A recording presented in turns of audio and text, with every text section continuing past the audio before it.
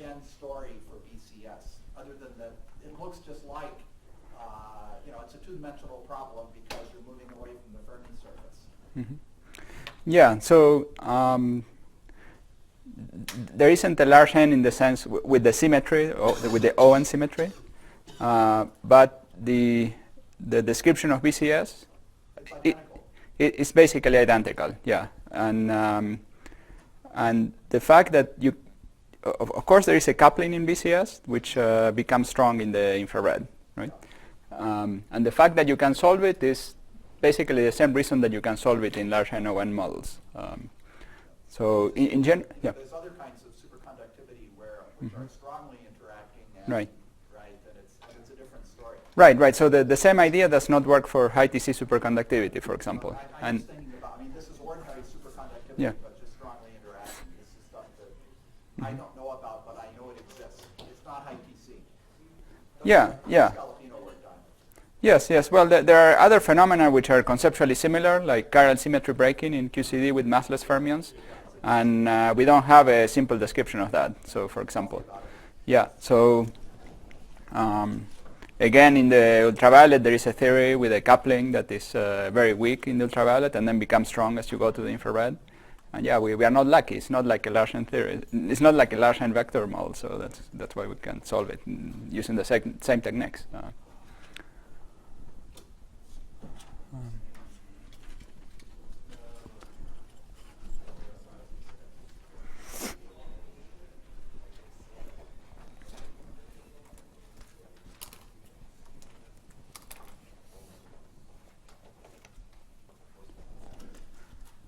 The lectures by Polchinski do mention that the diagrams and so on are the same as the ones that appear in the Owen models.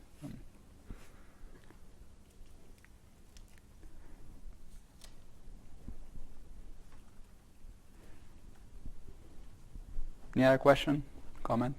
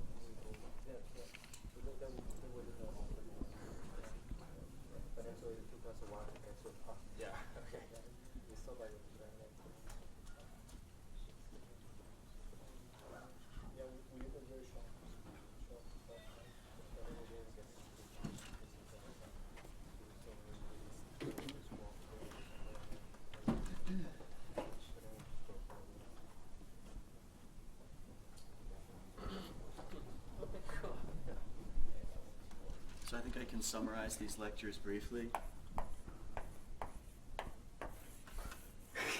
That's my contribution. Thank you. All right, why don't we get started? So we're having Okay, yeah. part 2 of Juan talking about logic. Okay, so I will first start with some comment, sort of clarifying some things that came up in questions after the talk, after the first lecture. So I'll say a few more comments on the CPN model. So as I said, the CPN model, you start with n complex variables. You say that their sum of modulus should be 1. So that defines an S2n minus 1, so a sphere, right? And then we make this phase identification, right? So you can write the metric of the sphere in this way. So you can define an angle. So you can take all the complex variables and divide them into their modulus and various phases. You can say phi is the overall phase. And so you can write the metric in this way. This is just the metric of the sphere. And this is basically the statement that the metric on the sphere is an S1 fibration over CPN. So the rest of the coordinates here are the coordinates of CPN minus 1.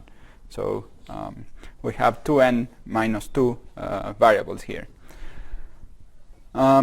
Okay, so this is with the metric of CPN minus 1, so that's the metric we really want. So the sigma model we are talking about is a model like this. So it's a functional integral over the variables of CPN with the CPN metric. Okay. So then what we do is we write it as the metric on the sphere, right? So we have now the model with the metric on the sphere. Okay. So we introduced here a new variable phi and this extra term in the action, right? So that's the metric on the sphere. Then we also introduced this field A alpha, so it's just a vector field. And if we were just to introduce this vector field and integrate it as an ordinary vector field, so that's this integral, then we would remove completely this factor. Okay, in that integral we can just shift these variables, remove completely that factor. Okay. And then if we were to further integrate over phi, we would get the divergence because that phi has already disappeared, right? So for that we divide by the volume of the gauge group. So we divide essentially by this phi integral, which is the same as the volume of the gauge group. Okay. So we're treating A as a gauge field. Okay. And that now will give us something finite, but still the argument that this disappears remains. Okay. We can first do the integral over A and then just not integrate over phi. Okay. And then this integral was equal to the starting point we discussed yesterday. Maybe I went too fast over this and it caused some confusion, so I'm here saying it more slowly. Okay. Good. So that was a clarification. The second point is a point that, so it's another physical effect that is important and could be mentioned about the CPN model.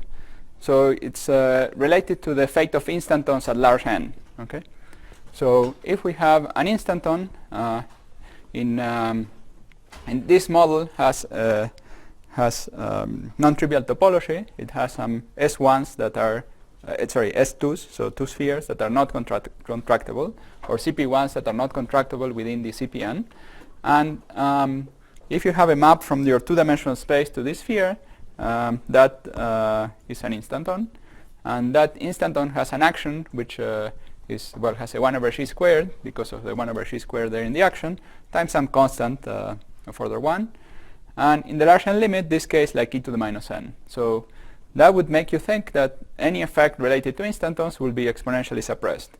So in particular, once you have instantons, you can have a theta term in your action. So you can have, in addition to all the terms we wrote over there, we can put a new term in the action, which is e to the I theta times the number of instantons. Okay. And well, this term can be rewritten in a local term by using that field B that appears there. So that's sort of the gauge field of the U1 vibration. This is the field strength of the U1 vibration.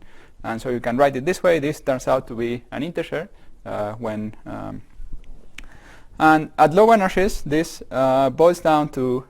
so remember, in the low energy theory that we studied at large n, we had a light gauge field. Okay, we had, well, a massless gauge field, but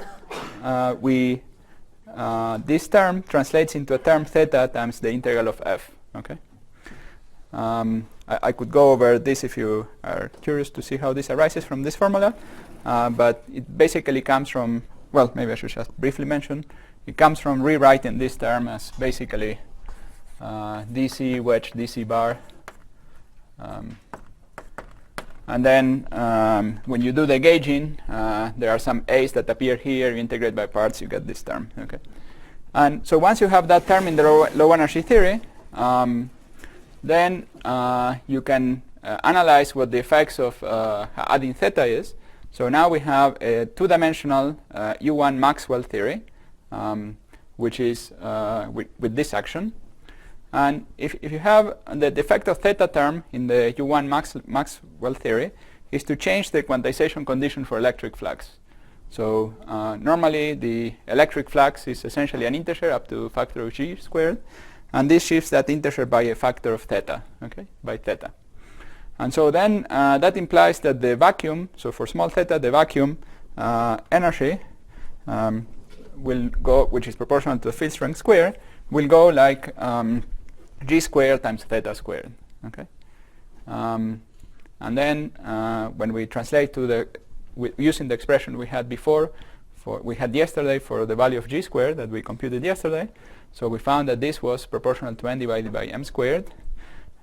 So we get this vacuum energy, and what's remarkable here is that it's not exponentially small in n, it goes like 1 over n, okay? Now, one might be puzzled by this. So this is the correct answer. One might be puzzled by this, but the issue is that so this is the classical action for the instanton. But when you go to the quantum theory, well, there will be infrared divergences, and when you integrate over instantons of large size and so on, you will get large contributions from those regions of integration space. And those large contributions sort of overwhelm this factor of 1 over n, of e to the minus n, and give you this these effects that are well, they are subleading in n, but still much larger than you wouldn't have naively expected. Okay, so this is an effect that is expected to happen also in large n QCD. So it's another analogy between these simple two-dimensional models and QCD. So in QCD, large n QCD, basically this argument is still true, that it goes like e to the, I mean, this at the classical level is still true, and we expect that in large n QCD, again, the vacuum energy should have a form like this, except that here we have lambda QCD to the fourth power.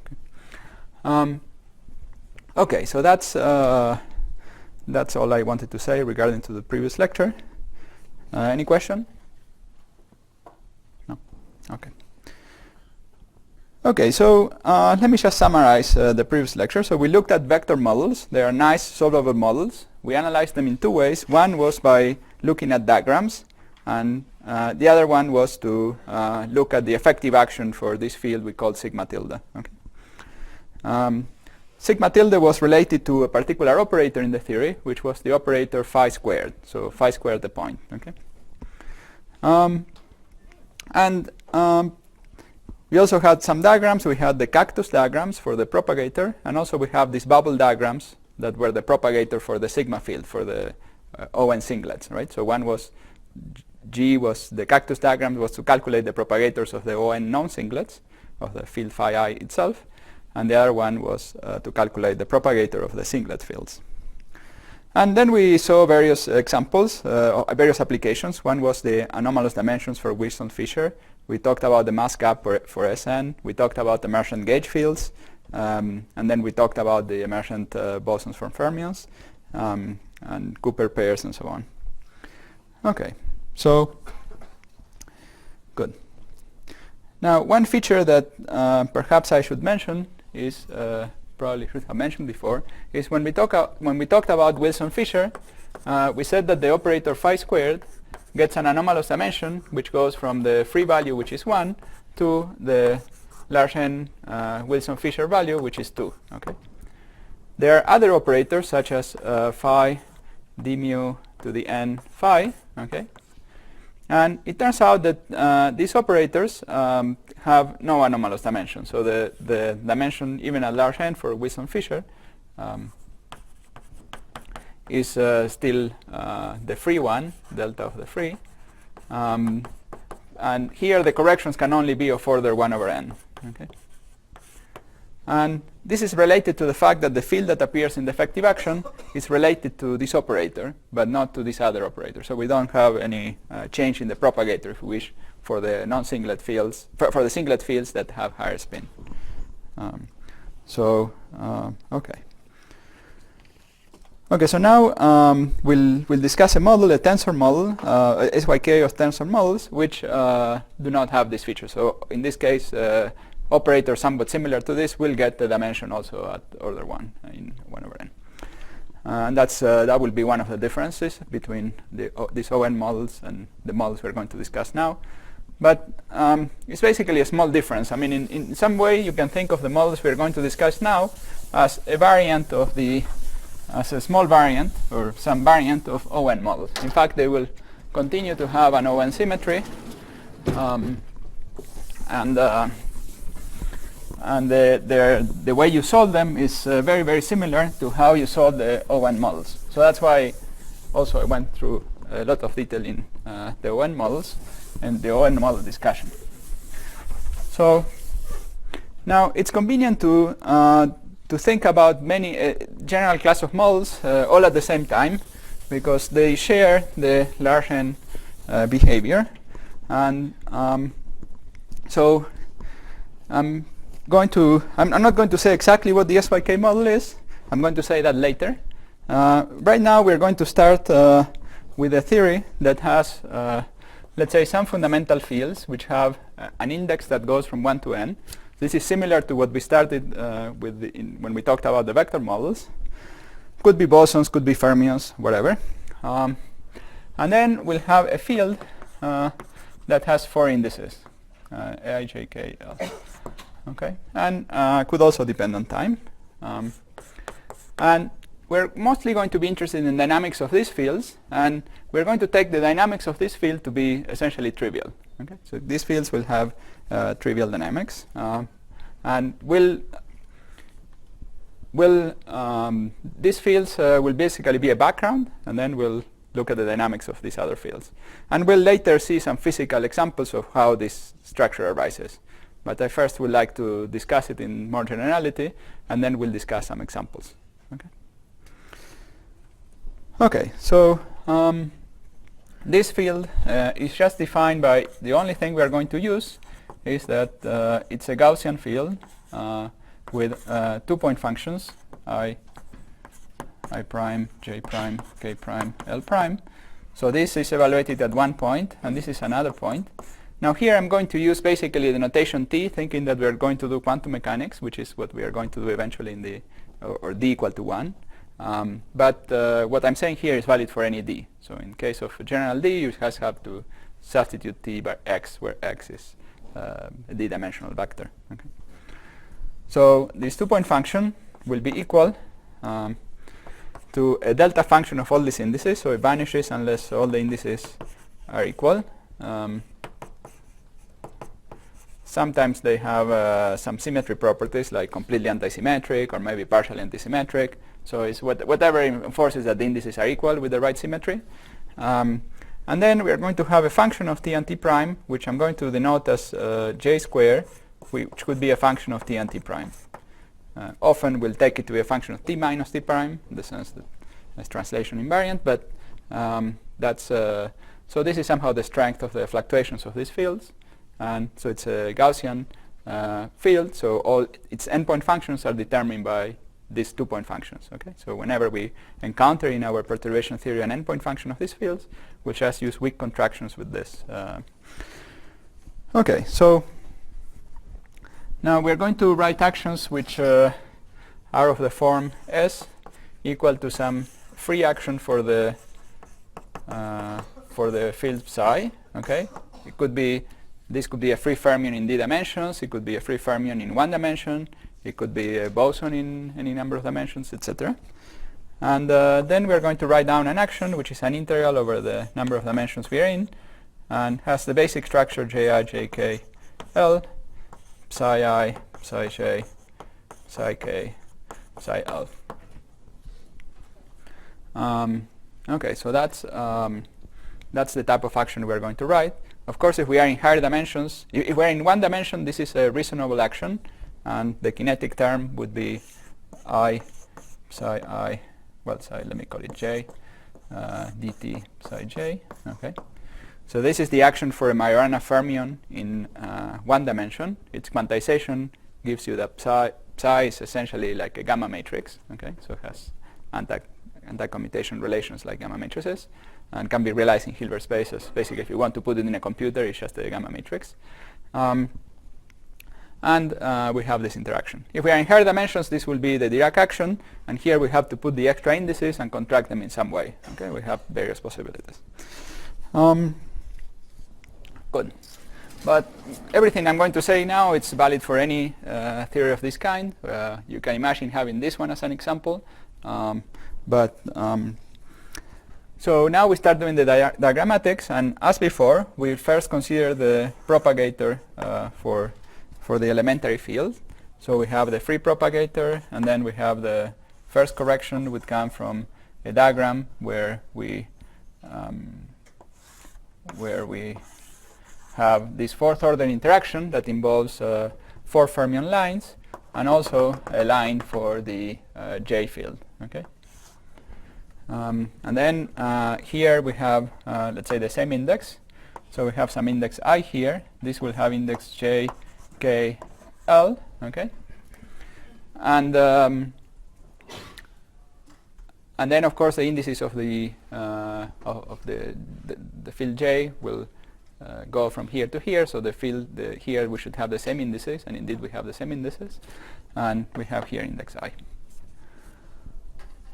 Now, in order to make this diagram of the same order in the large n expansion, it's convenient to divide this by a factor of n cubed. Okay, so that if we keep this j square fixed, then this diagram will get a factor of j squared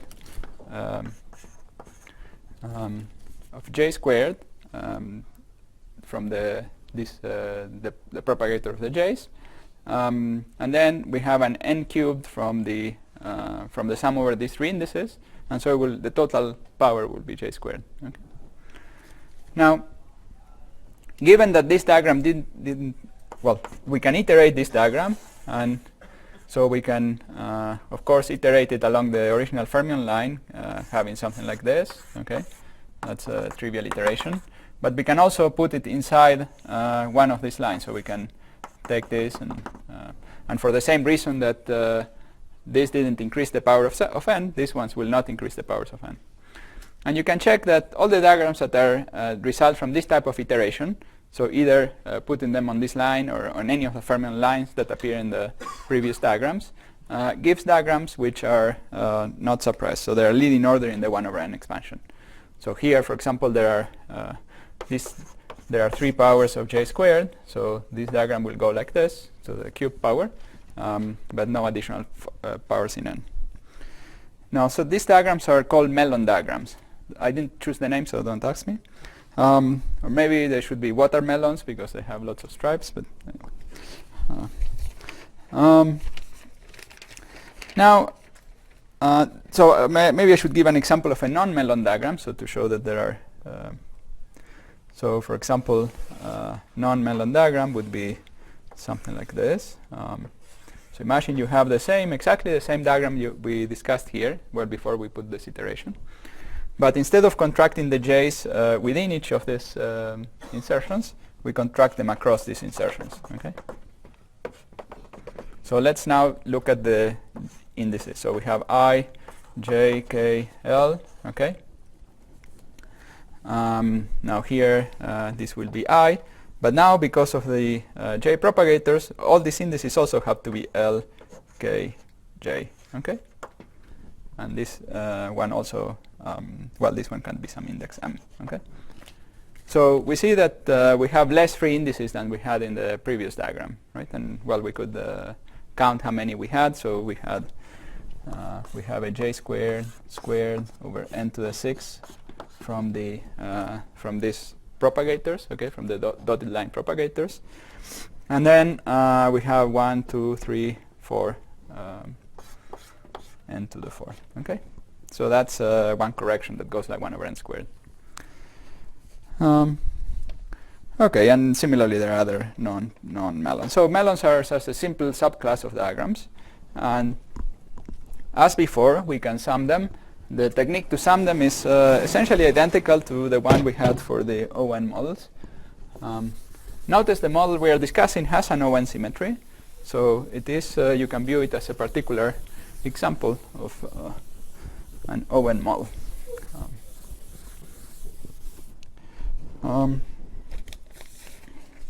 And so summing them up is the same as what we generally discussed before. So we have 1 over the free propagator, which let's say in the particular case of the 1D fermion. So this just sums all the one particle, well, all the iterations of the one particle irreducible diagrams.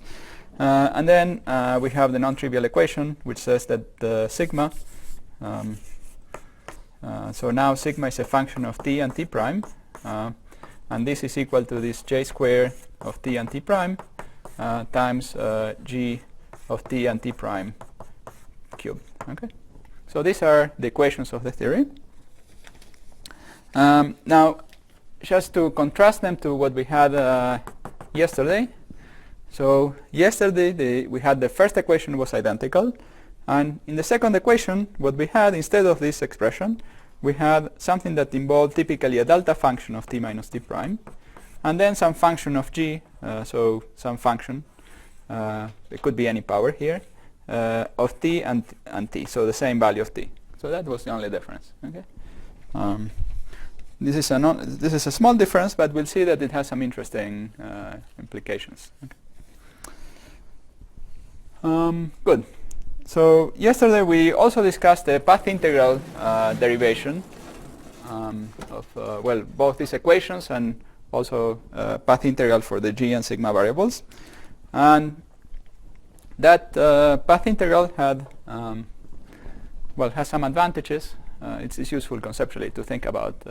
Well, it's useful to think both about the diagrams and the path integral, so we'll do both. And so the steps are essentially the same as the ones we discussed last time, that we discussed yesterday. So we start with this free action, and I'm going to maybe I'll just rewrite it again. So we had some kind of integral over these fields, then some integral over the size, and then we have some free terms like psi dot dt psi. I'm not writing the indices. And then we had the j, ij, kl, psi I, psi j, psi k, psi l. And we had the j, ij, kl of t, ji, j, kl, t prime. And then we have the inverse of this function, the inverse as a matrix of t. So we think of this as a matrix in the space of t and t prime, or the inverse in the functional sense. Okay, and so the Gaussian integration over this will imply that the 2-point functions of j's are given by the usual values. Well, by the values by that value I mentioned here. Okay, so we have this, and so this is the starting point. We are going to call this C. So this is what we are interested in, and the first step is to integrate out the j's. And so we are getting an integral d psi of e to the, well, we have this first term, and then this term will give us a double integral dt prime, j of t and t prime. And so the important point is that, well, we have here an integral over psi I t prime, 1 over n, sum over all the indices, all these to the 4th power. Of course, here this had an n cubed. All of this is to the -2. So here we get an n cubed, and so in the end we get a factor of n, and then this average over all the correlators. So that was the first step, and this was a squared. Okay. Good.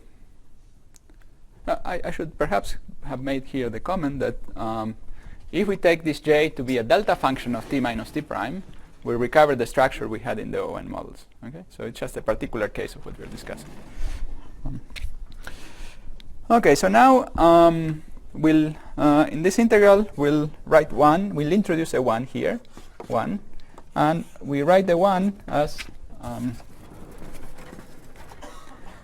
integral functional integral dg. G is a function of two variables, delta of g of t and t prime minus 1 over n sum over I psi I of t psi I same I t prime. Okay. So again, so g is essentially the average two-point function for the fermions of shell. Okay, and so that's just what g is. And so if we introduce this 1 here in the correlator, then in the partition function, then we could rewrite this. We could use the delta function to rewrite this as g t t prime to the 4th power. Okay, so this term came perhaps a little simpler. But we'll further rewrite this delta function by introducing yet another variable, the sigma of e to the well, we put n sigma g minus sigma psi I psi j. So this sigma is again a function of t and t prime, and so these integrals are integrals over dt, integral dt and dt prime. Okay. So if we integrate this over some contour, let's say along the imaginary axis for sigma, then this is just a Fourier transform of the delta function, so we get the delta function. And but what we're going to insert is the 1 written in this way, and also after rewriting this term in this fashion.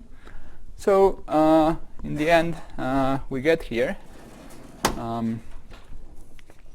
that C. Now the reason we did this is that now the only place where psi appears is it appears in this term multiplied by sigma, and also it appears here in this term. So it's all quadratic. It appears in a quadratic way. Okay. So we also integrate out over psi. Okay. So this is the final formula, which is an integral over g and sigma of some action, which is e to the has an overall n, and then it has a, let's say, a determinant, or more precisely a Pfaffian of dt minus sigma. Okay, so you can think of this as a matrix so if you think of t as an index, this is a matrix. So this is a function of t and t prime. This is the diagonal, somewhat slightly near the diagonal, right? So it involves a derivative, but only at t close to t prime. So it's a delta function here of t and t prime, if you think of it as a matrix. So that's a logarithm of this determinant is what we get in this term. And then we get some terms that come from the rest of the terms are integrals over dt and dt prime. There is a term sigma times g, and also a term j squared g to the 4th. Okay. Don't trust the signs I have here. You can work out the correct signs if you want. Now, okay. So there are a few things that we should remark here. First, as usual in these ON discussions, there is an overall n in the action. So the classical equations, so the theory is becoming classical for the sigma and g variables. The classical equations boil down to these equations here. To be a little more precise, what we should have done is we should have called this g tilde and sigma tilde, and we should call g and sigma for the solution of the classical equations. I'm not going to do that, but that's conceptually that's what it is. Okay. Now, in fact, if we had done the ON theory, we would have gotten exactly the same action, essentially. The only difference would be that, let's say we start with a potential for ON, which goes like, let's say, phi squared. Then we would have obtained here a potential. So we would have repeated all the same steps, and we would have obtained a term in the action that goes like integral dt, g of t, the same t, right? So instead of getting this term here, we would have gotten exactly the same terms before, so a determinant and this term with two integrals, and this term would have been the integral dt of b of g of t, and the same t, not t prime here, sorry, g of t and t, okay? And then when you derive the equations of motion for g, in this case you get this expression, and in this case we would have obtained a term that goes like delta t t prime times b prime of g of t and t prime, g of dt, okay? So that's what we get in general. So this is a unified, if you wish, description that is valid both for these SYK-like models or for the O1 original models. Okay. Also, this expression here involved no approximation. So this is an exact rewriting of the original integral. So if we start with this original integral, oh, did I erase it? Where did it go? Oh, it's here.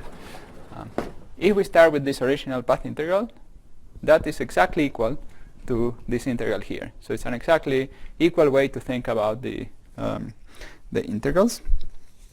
And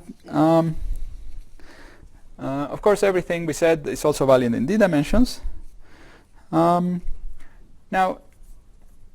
you can view this as a kind of toy model, if you wish, for something similar to what happens in the gauge gravity duality, where you start from, let's say, the boundary theory, and you get let me call it bulk theory. Let me call this a bulk theory. I'm not saying there is a bulk here, but let's say we call this the bulk theory. It's a bulk theory in the sense that the coupling constant of this theory is related to the number of fields. In the same way that in the gauge gravity duality, the Newton constant goes like 1 over the number of fields, and that's the coupling constant of the bulk theory. Okay. Now this term, actually, if you look at it more closely, this term looks like there is an extra dimension, right? Because we have here an integral over both 2 times. We originally started, let's say, for an integral over 1 time, but this term is very non-local, so it's not really an integral over two-dimensional space. Okay. Okay. At least written in this form is not obvious.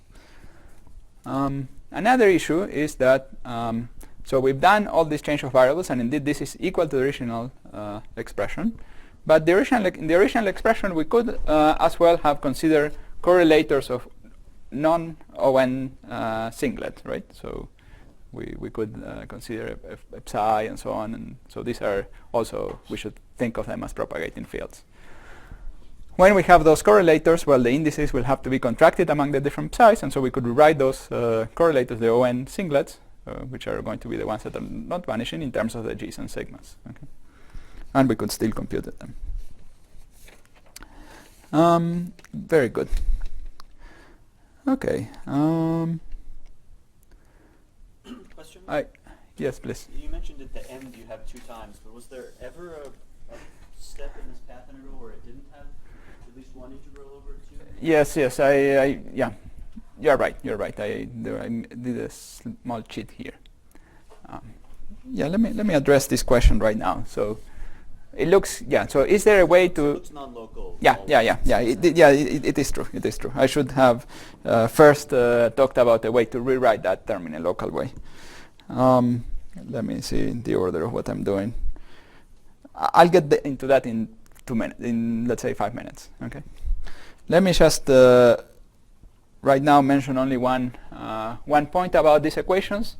So when we were doing the ON vector model equations, we could solve them explicitly. We discussed various solutions. Okay. In this case, it's not so easy to solve these equations. If you assume translation symmetry, then this equation becomes simple in Fourier space.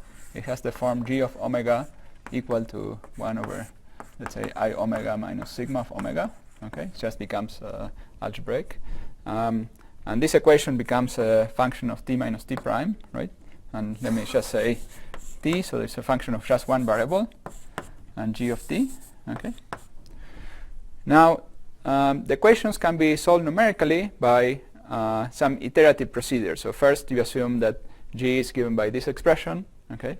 Then you calculate the Fourier transform of that g, and you calculate sigma, okay, to first order. Now you replace that sigma into this expression.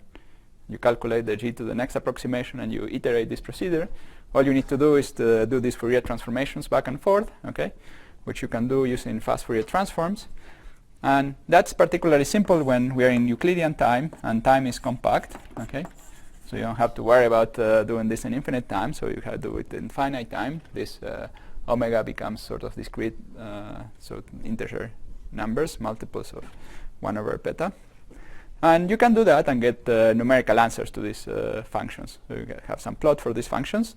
And then you can replace the results you get using these plots, using those functions. You can replace them into this integral, so not this functional integral, but you just replace here into the classical action, and then that will give you the classical contribution to the free energy, or classical contribution to this partition function. Okay. Good. So that's what, and that will give you the thermodynamics. I'm going to discuss the thermodynamics in a little while.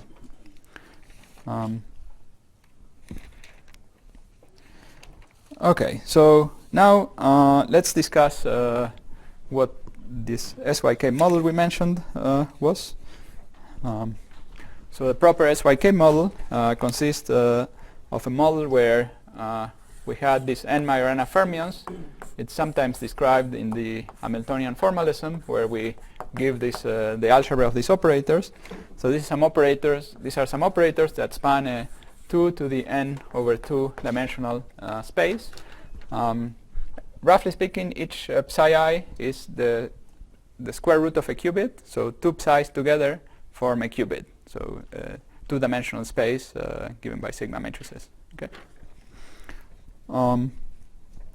And you can think of this as a space of gamma matrices. You can map them to qubits, etc.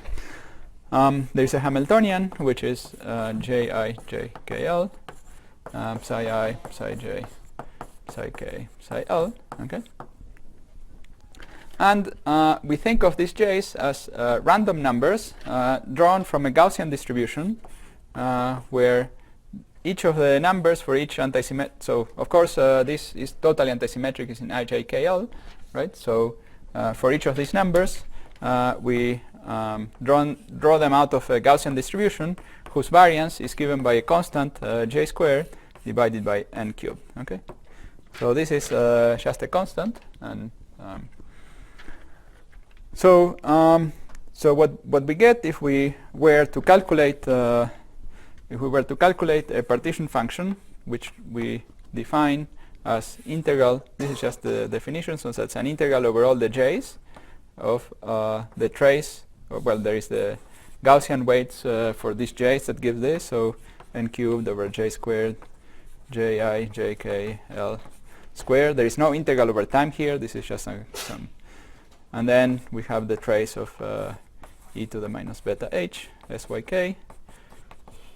So if we calculate this quantity, then we can rewrite that as a functional integral, and we get exactly what we discussed here, except that at this stage these are not functions of time. These are just some constants, okay? And at this stage this is just j squared constant, and we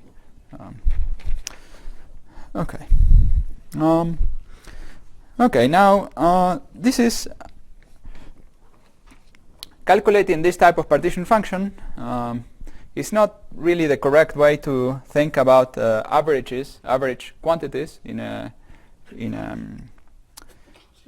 disordered system, because here each value of j has an additional weight factor proportional to the partition function. So when you want to average, for example, the 2-point function over the couplings, you want to average only with the Gaussian coupling, not with an additional factor of this. And And so to do that, there is a technique called the replica trick, which involves taking n copies of the system. And then when we think about those n copies, then we do have a function like this, an integral, well, a situation like this, but with n copies. And we can run this whole argument again with the n copies. Okay? I will not go through these details, because in a way, for this particular model, these corrections due to the number of replicas are not important. What this is, they give corrections which are subleading in the 1/n expansion. And most of our discussion today and during these lectures would be about the leading order or even the first subleading correction in that 1/n expansion. Physically, what this is saying is that the model is somehow self-averaging. So when we do a calculation of, for example, some diagram, and you more or less can see that when we discussed these diagrams. So when we have one of these melon diagrams, right? Here, when we sum over all these indices, we are averaging over many, many couplings, right? Already in the calculation of the diagram. And so the structure of the model implies that there is a great deal of self-averaging, and well, you can then explicitly check that the replica corrections are small.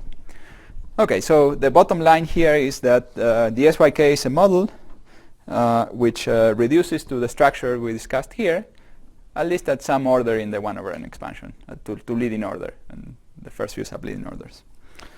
Question. So when people study then unitarity and so on in quantum gravity, Yes. you would prefer the first version, right, where J is a field. This one is not so unitary, right? Integrate thinking of J as disorder. Yes, yes, yes. Yeah, you cannot. Yeah, this is not guaranteed to give you a unitary description. Yes, and generally will not give you. So you have to keep that in mind if you ask questions about unitarity. All right. Now there is a way to get this by thinking of J as a field. So this is in answer to Oliver's question. So you can think of J as a field, a quantum mechanical variable that depends on T, and then introduce a canonical conjugate momentum, and we write this term in the action, and also we write a term which is JIJKL squared in the action, again integrated over time.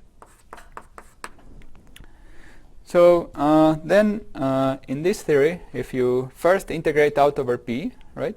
This roughly looks like a Landau level problem where P and phi are the variables in the lowest Landau level. And this is some kind of external potential in that space. So you can think of this as the x and y variables, and this is some potential in just purely the x variable, right?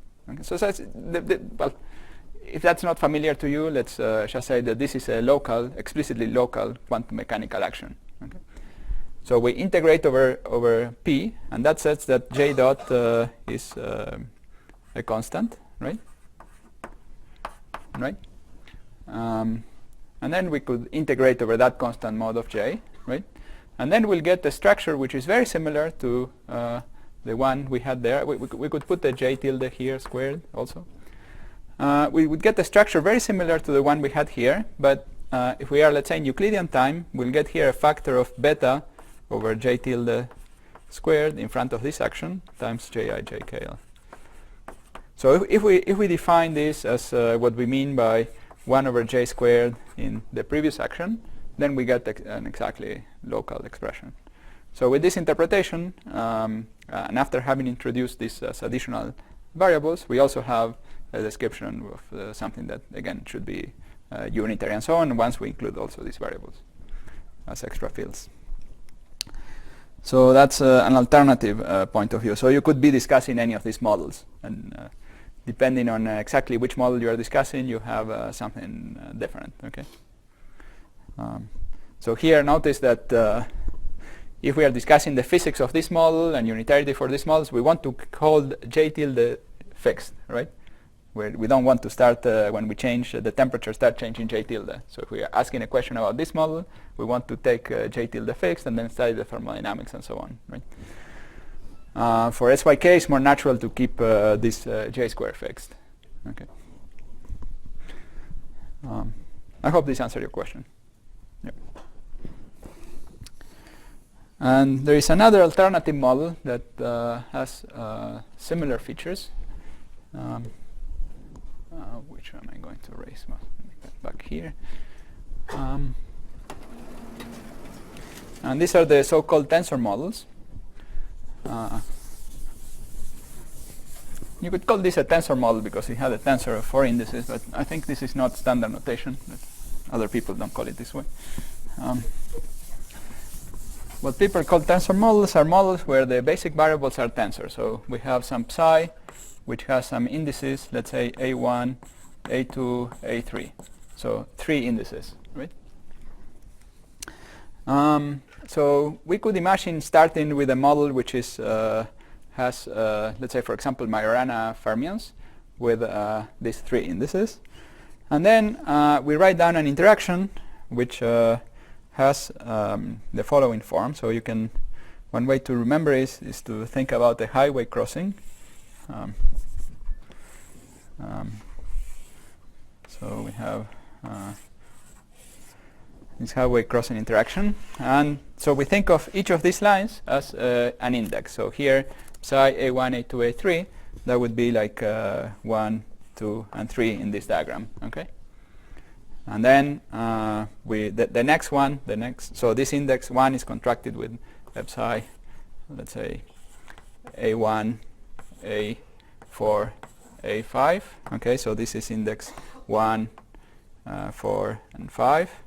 And then the next one will have 5 to 6. Okay, so psi A5, A2, A6. And then this one here will be 6, 4, 3. Okay, psi A6, A4, A3. Okay. Now we can think of each of these indices as living in a different ON group, or okay. So this would be like a theory with an ON to the 6 symmetry. Okay.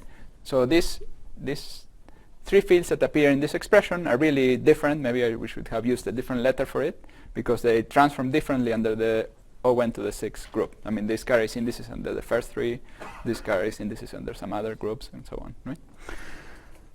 So, okay, so we can do that. And these models were introduced by Gurau for thinking about, he had in mind trying to discretize 3-dimensional geometries.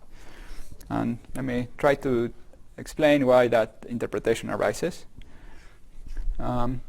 So you can also write the interaction vertex as involving a kind of tetrahedron.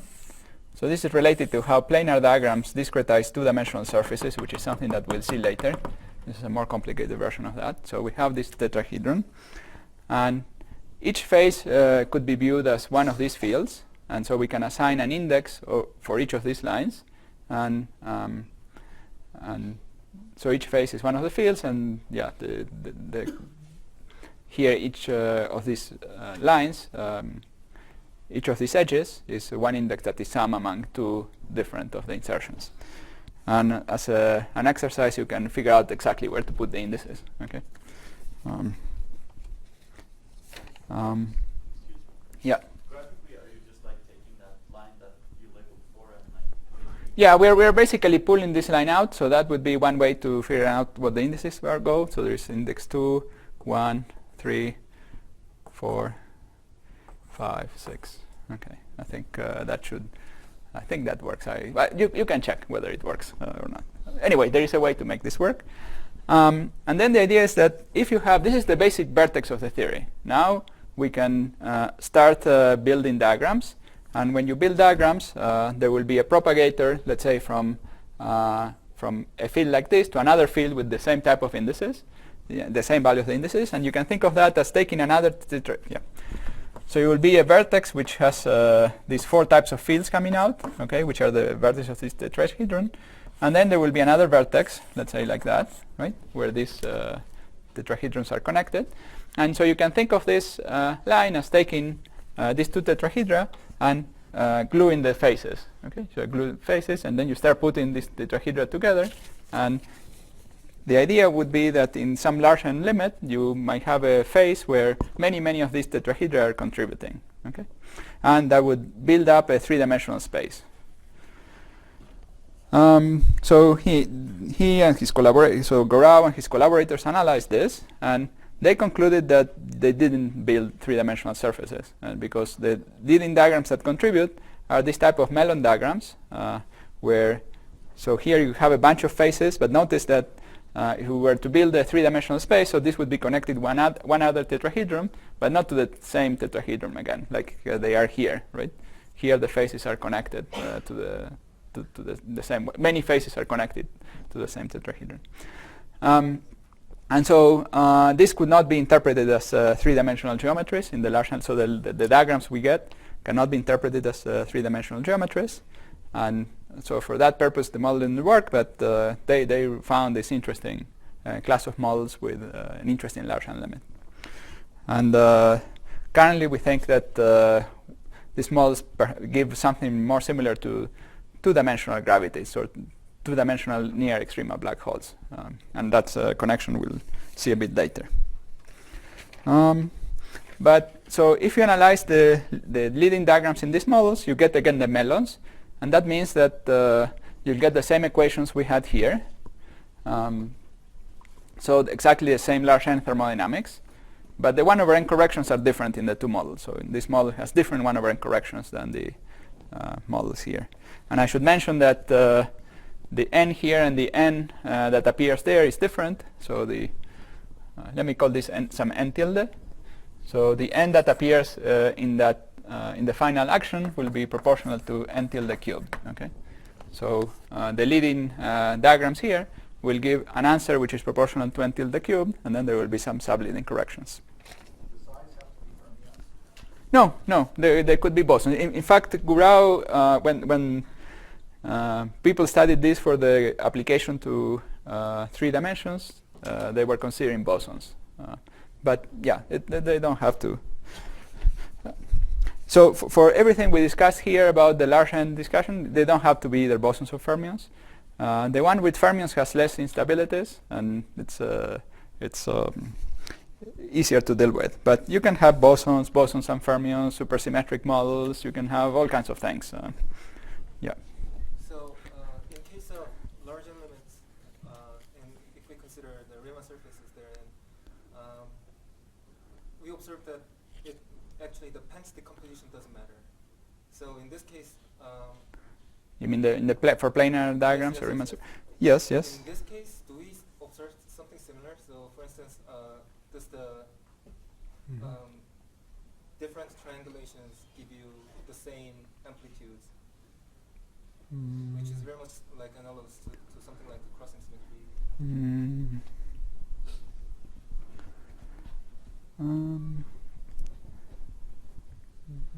I don't know. So this concept of the different, yeah. So the concept was whether when we talk about planar diagrams, right? Planar diagrams have a continuum limit, or you can sometimes be discussed in terms of a continuum limit, where we have Riemann surfaces.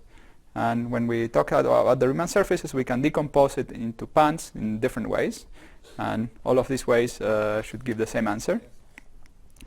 And the question is whether, when we think about melon diagrams, there is a similar statement. The short answer is I don't know. So maybe I'll try. Perhaps the question itself referred a bit to the continuum limit. So, and also it involves the subleading corrections. So subleading corrections will depend on the type of theory we have.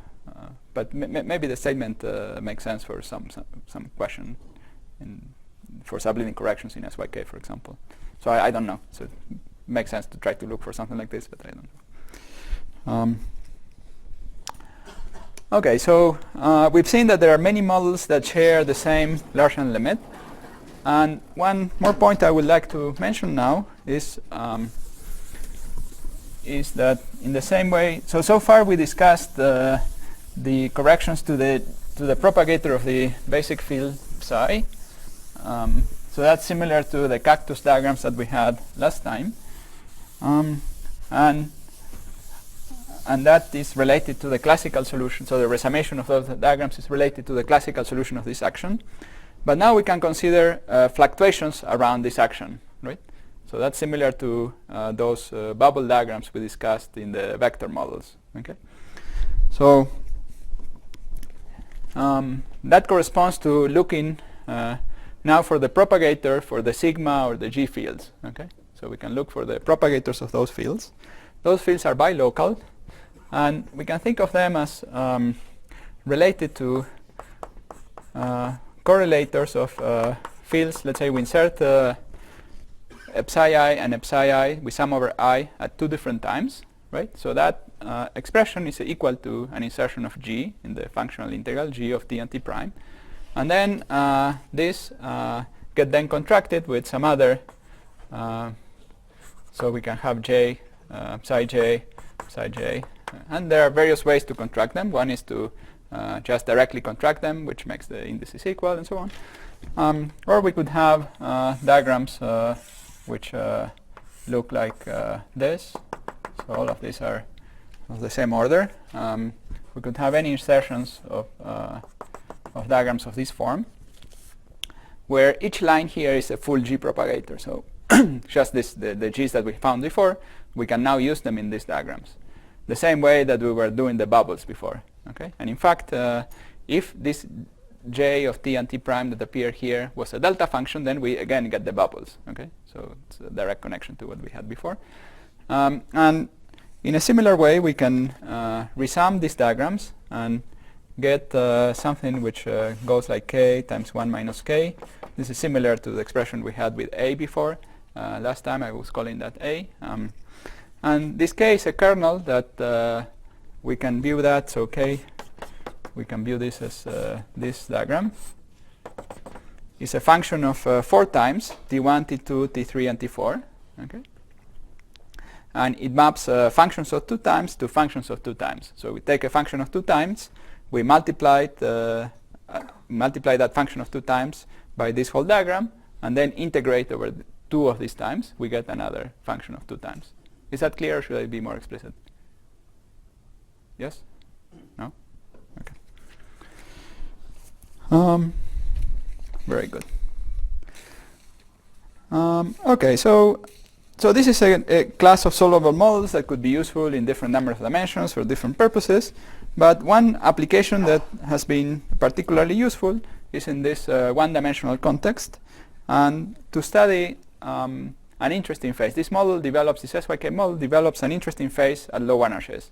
So it has a phase that, it's not really a phase, it's a region in energy space that has nearly scaling symmetry. So you can call it a critical phenomenon. It develops a critical phenomenon with nearly scaling variance. And that phase then was particularly useful for studying questions of quantum chaos and scrambling, and it's connected to near extrema black holes.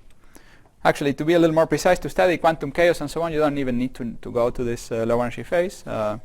But to get maximal quantum chaos, you need to go to this phase, to this low energy phase. So it's a model that is useful for these different purposes. And it also has some connections to condensed matter. It has it was originally introduced by Serge de Vanier as a toy model for high TC superconductivity, or a strongly coupled phase of matter that might be relevant for high TC, and now people are making this relevance more and more, this connection more and more solid somehow, more, well, maybe not solid, but they are getting closer to systems that are closer to the ones we want to describe that display high TC superconductivity. Okay, so I'll not discuss those applications. I will mainly focus on the application to studying this low energy phase and the symmetries that this low energy phase displays, and I will try to explain how those symmetries are similar to near extrema black holes. Okay. Good. Have you already heard these talks, or would you like some of you have? No. I'm just asking for guidance too, because I could change the topic and talk about something you haven't. I think some of them have. I'm sure not all. I haven't heard about it in this TASI. Okay. Yeah. So first point is, so we have a quantum. So I'm going to concentrate now on talking about SYK, and we'll work to lead in order in N. Okay. So we'll discuss in quantum mechanical theory, which has a Hilbert space whose dimension is 2 to the n minus 2. Doesn't matter what the number is. What matters is that it is finite dimensional. Okay. Write a little bigger. Yeah. 2 to the n over 2 dimension. It's a big dimension, but finite. It's big, but not infinitely big. Larger n. Okay. N was not big enough. Now, if you have a system like this, it cannot become exactly scale invariant at low energies, because if you imagine the low energy limit and you ask, well, what could the density of states be that is consistent with scale invariance? So there are two possibilities. One is that this goes like 1 over e. I mean, the density of states is it's something that has units of 1 over energy, right? We integrate this against energy and we get a number. So it has units of 1 over energy. So it should go like 1 over e, or it could go like delta of e, right? Proportional, not equal. Now, if it was like this, then the integral over e of this diverges for small e. And precisely for small e is when this critical approximation should be valid. So this is not good. So that's not possible. And in this case, the integral is finite, but all the states have the same energy, so there is trivial dynamics. There is no interest in dynamics, so this is too trivial also. So we cannot have an exactly scale invariant theory with interest in dynamics. Okay. So no exactly critical, but what we will see is that we can have nearly scale invariance.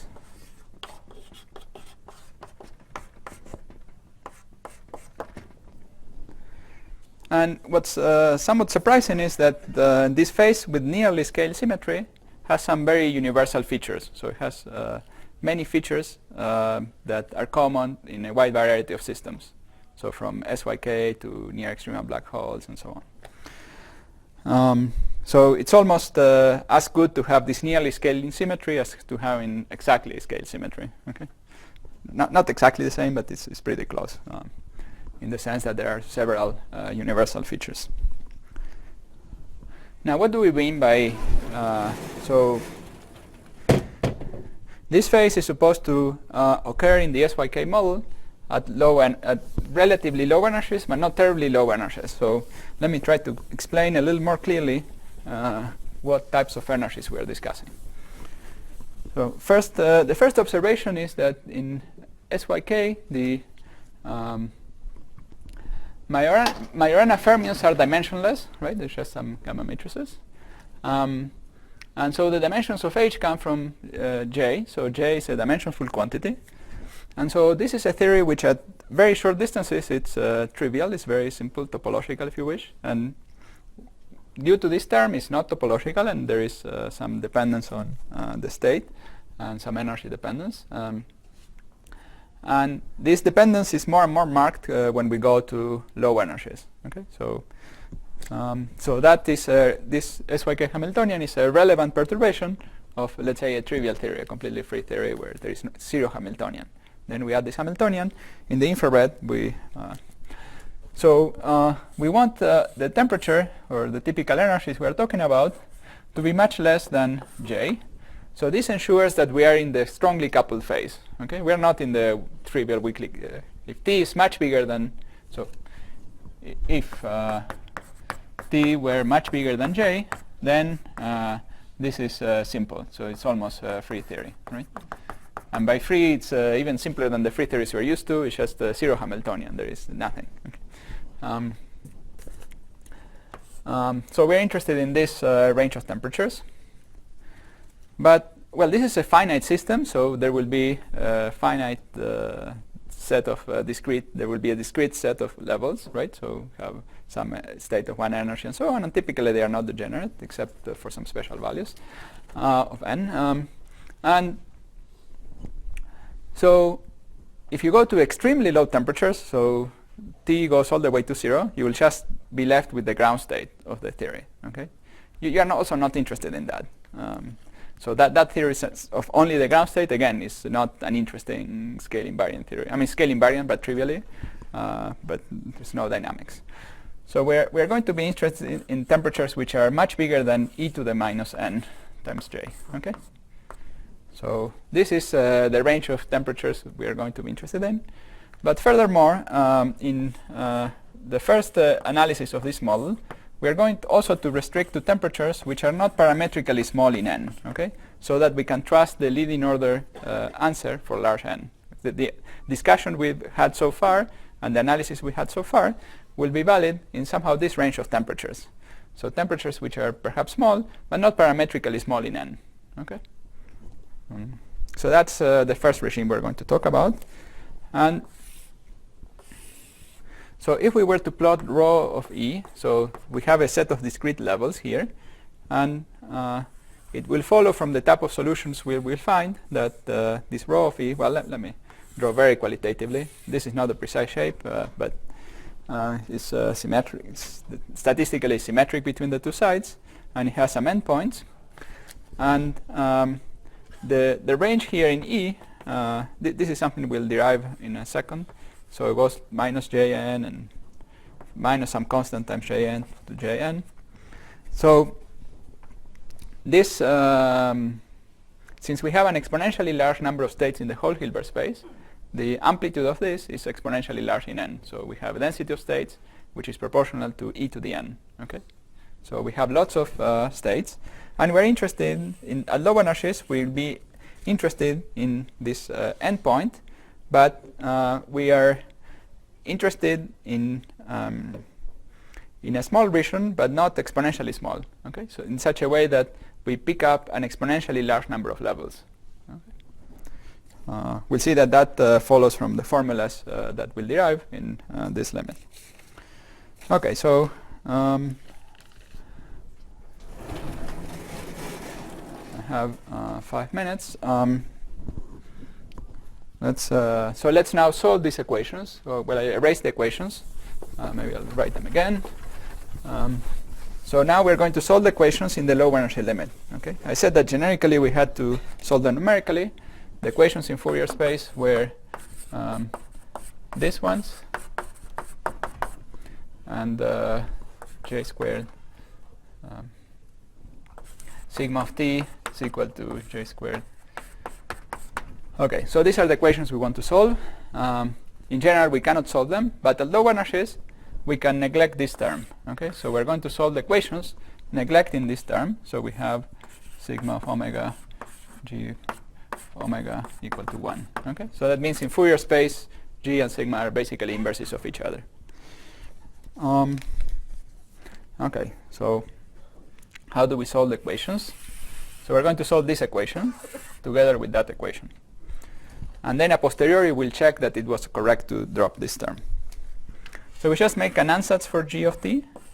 So we're assuming here translation symmetry, so that g is a function of t minus t prime. G was a function of two variables, but the t that appears here is t minus t prime. Hopefully that doesn't cause confusion. We say that this is proportional to 1 over modulus of t to the 2 delta. Here there is really also a sign of t, but let's ignore this. It's not important. We do the Fourier transform. So we said that g of omega, this just by dimensional analysis, the Fourier transform involves an integral over t. So the 1 over t to the 2 delta gives an omega to the 2 delta, and the integral over t gives a minus 1. So that's how it's proportional to. So there's a constant I'm not following. And then this expression leads to a sigma of t using this formula that is proportional to the cubed of this, so 1 over t to the 6 delta.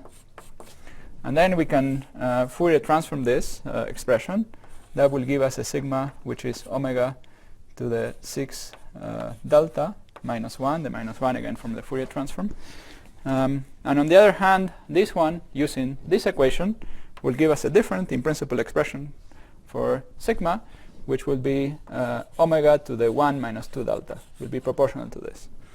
Now, we want to make sure that these two are the same expression. So in particular, we want to make sure the exponents here are the same. And the exponents being the same imply that, so we set 6 delta minus 1 equal to 1 minus 2 delta. That's the same as 8 delta equal to 2, or delta is equal to 1/4. Okay. So we finally solved the equation.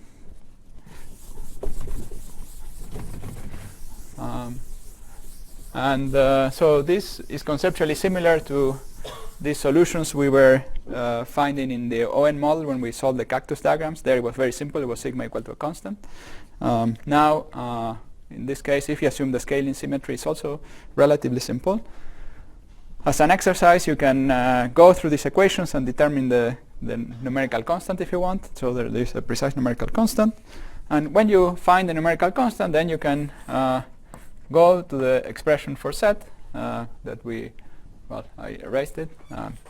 So you replace it, and what you find is that this will be proportional, well, it's proportional to n, and there is a factor which is some constant times beta times j. I'll explain the origin of this factor in a second. But if you put in this scale invariant factor, you get a constant.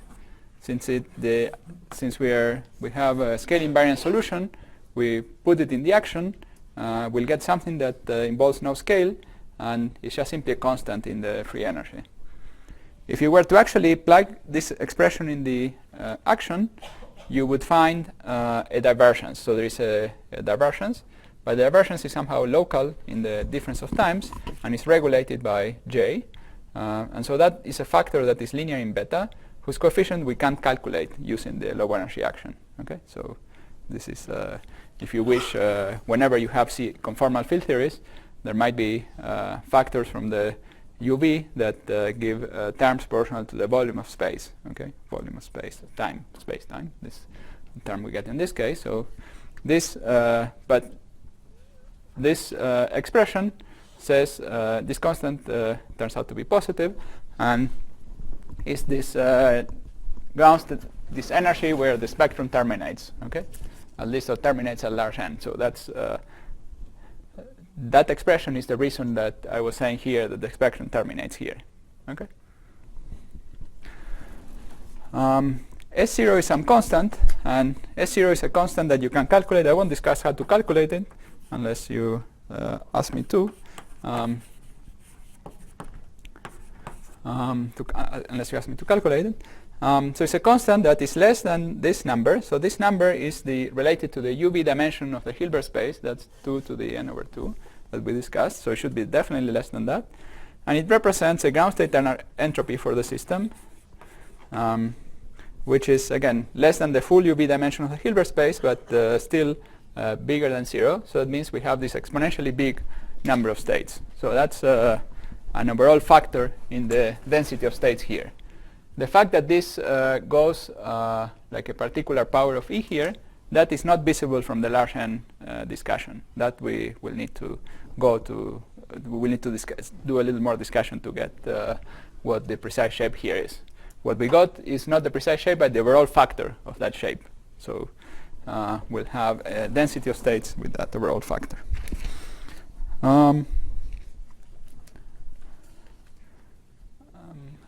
Okay, well, one thing I forgot to say is that once we have found the solution, we can go back here and calculate sigma of omega. So let me write it here.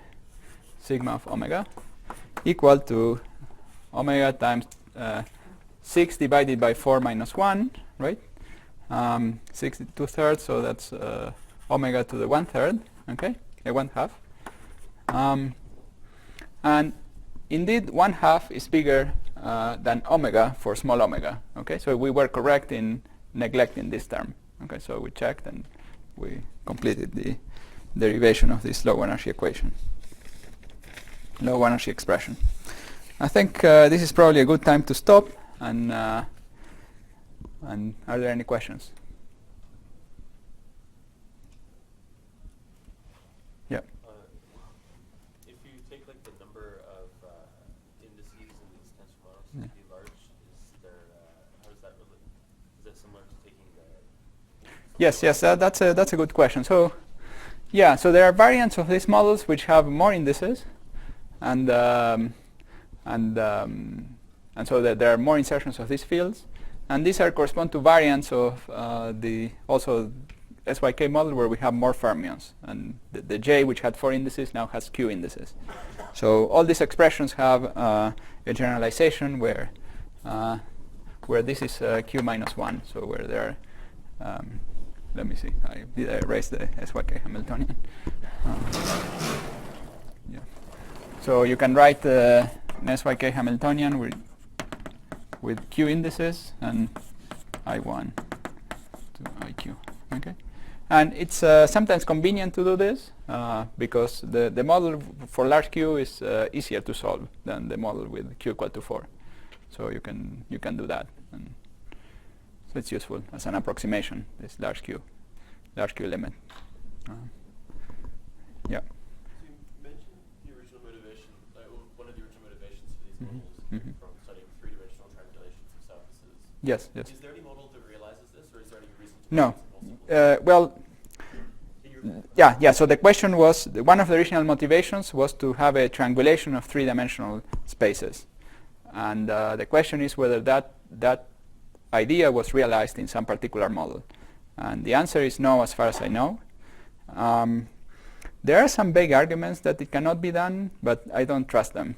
So it's one of these things that okay, it hasn't been done, so I give some argument for why it has not been done, and I don't know.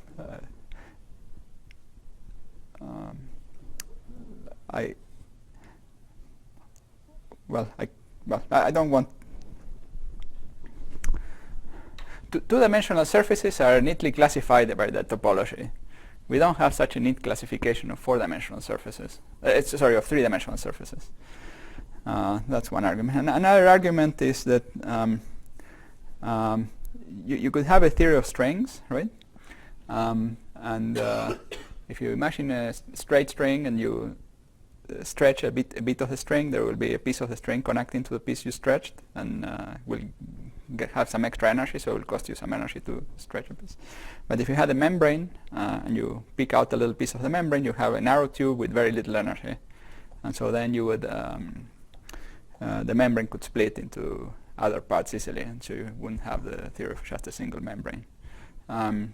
So these are all arguments that have been made, and in some contexts they are entirely correct. So the argument about the membrane is certainly correct for the membrane of M theory, for example. This is for a membrane embedded in some other space. I'm not sure if you wanted to just generate 3-dimensional gravity theories where this argument would necessarily apply, because there might not be some extra dimension where the membrane is going. So my point of view is that it hasn't been done. And if you think about the descriptions we have that are somewhat popular today of tensor networks for describing spacetimes and so on, they are a bit reminiscent of this discussion of building the surface out of little pieces and so on. So if you really believe that some version of tensor networks might be relevant,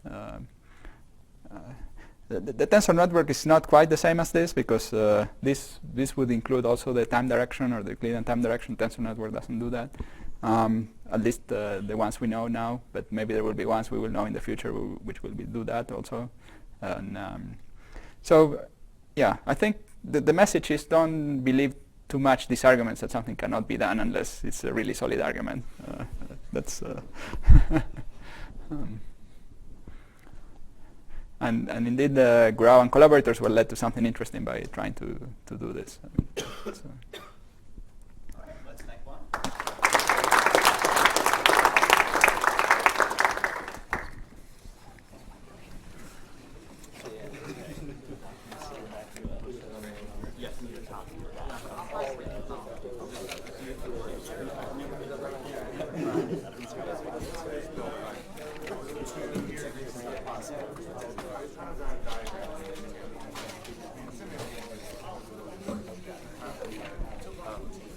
Yeah. Can I bother you just again to explain what exactly, when we're looking at ON models, Yes.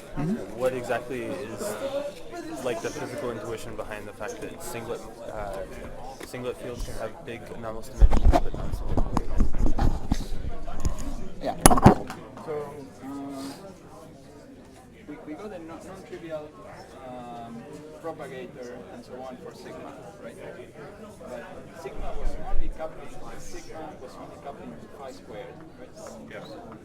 And we didn't get anything interesting.